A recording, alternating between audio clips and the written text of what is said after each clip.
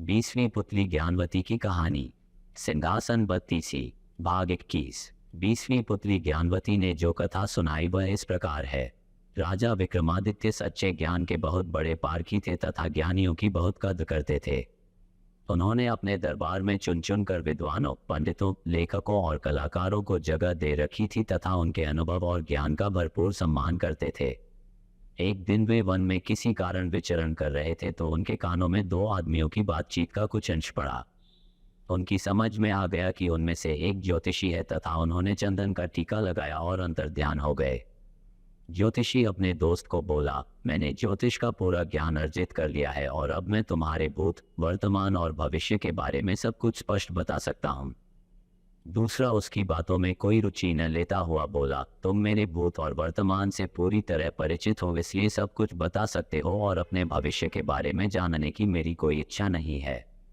अच्छा होता तुम अपना ज्ञान अपने तक ही सीमित रखते। मगर ज्योतिषी रुकने वाला नहीं था।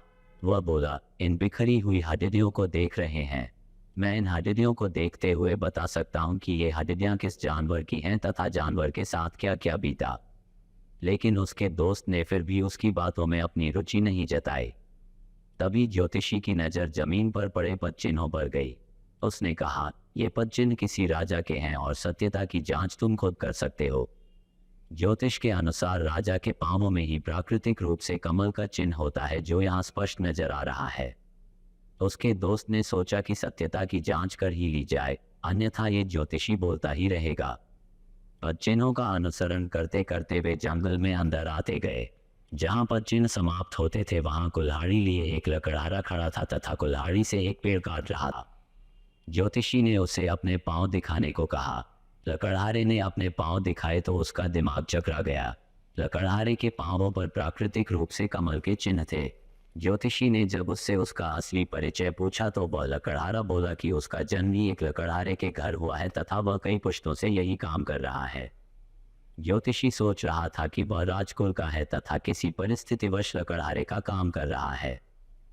अब उसका विश्वास अपने ज्योतिष ज्ञान से उठने लगा।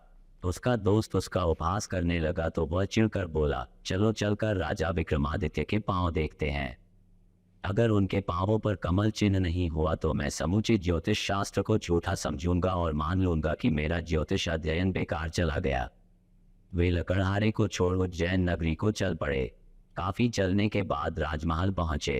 राजमहल पहुंचकर उन्होंने विक्रमादित्य से मिलने की इच्छा जताई। जब विक्रम सामने आए तो उन्होंने उनसे अपना पैर दिखाने की प्रार्थना की। विक्रम का पैर देखकर ज्योतिषी सन रह गया। उनके पांव भी साधारण मनुष्यों के पांव जैसे थे। उन पर वैसी ही आड़ी तिरछी रेखाएं थी। कोई कमल चिन्ह नहीं था। ज्योतिषी को अपने ज्योतिष ज्ञान पर नहीं बल्कि पूरे ज्योतिष शास्त्र पर संदेह होने लगा। वह राजा से बोला, ज्योतिष शास्त्र कहता है कि कमल चिन्ह जिसके पांवों में मौजूद हो वह व्यक्ति राजा होगा ही, मगर यह सरासर असत्य है। जिसके पांवों पर मैंने ये चिन्ह देखे वह पुश्तैनी लकड़हारा है। दूर दूर तक उसका संबंध किसी राजघराने से नहीं है। पेट भरने के लिए जी तोड़ मेहनत करता है तथा हर सुख सुविधा से वंचित है। दूसरी ओर आप जैसा चक्रवर्ती सम्राट है जिसके भाग्य में भोग करने वाली हर चीज है, जिसकी कीर्ति दूर दूर तक फैली हुई है। आपको राजाओं का राजा कहा जाता है मगर आपके पांवों में ऐसा कोई चिन्ह मौजूद नहीं है। राजा को हंसी आ गई और उन्होंने पूछा, क्या आपका विश्वास अपने ज्ञान तथा विद्या पर से उठ गया? ज्योतिषी ने जवाब दिया, बिल्कुल, मुझे अब रत्ती भर भी विश्वास नहीं रहा। उसने राजा से नम्रतापूर्वक विदा लेते हुए अपने मित्र से चलने का इशारा किया। जब वह चलने को हुआ तो राजा ने उसे रुकने को कहा। दोनों ठिठक कर रुक गए। विक्रम ने एक चाकू मंगवाया तथा पैरों के तलवों को खुरचने लगे। खुरचने पर तलवों की चमड़ी उतर गई और अंदर से कमल के चिन्ह स्पष्ट हो गए। ज्योतिषी को हतप्रभ देख विक्रम ने कहा, हे ज्योतिषी महाराज, आपके ज्ञान में कोई कमी नहीं है, लेकिन आपका ज्ञान तब तक अधूरा रहेगा जब तक आप अपने ज्ञान की डींगे हाँकेंगे और जब तक उसकी जांच करते रहेंगे। मैंने आपकी बातें सुन ली थी और मैं ही जंगल में लकड़हारे के वेश में आपसे मिला था। मैंने आपकी विद्वता की जांच के लिए अपने पांवों पर खाल चढ़ा ली थी ताकि कमल की आकृति ढक जाए। आपने जब कमल की आकृति नहीं देखी तो आपका विश्वास ही अपनी विद्या से उठ गया। यह अच्छी बात नहीं है। ऐसी ही और भी ढेरों मज़ेदार कहानियों के लिए कृपया हमारे चैनल को सब्सक्राइब करें।